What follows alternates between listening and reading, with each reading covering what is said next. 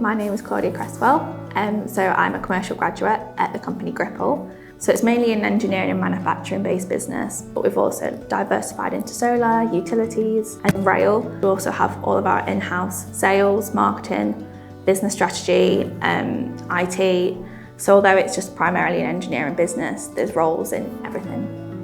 My degree was a BA in Economics and Modern Languages and Cultures. I'm studying Spanish. So as part of my course, I did a year abroad. I taught English in a primary school in Seville in Spain, and it was like amazing. I had such a good time.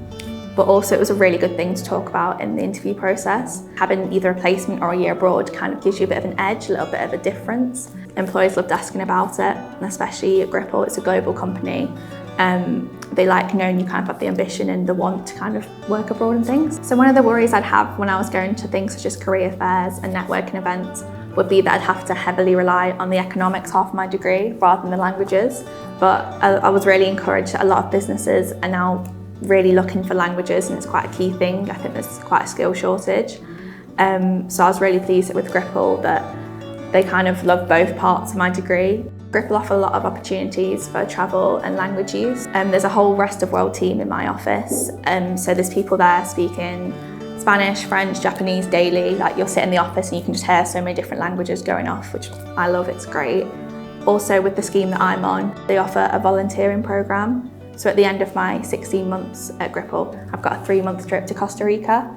And obviously as a Spanish student, to me that's like really exciting. I think what I enjoy most about my role at the minute probably is like the people and the culture of the business.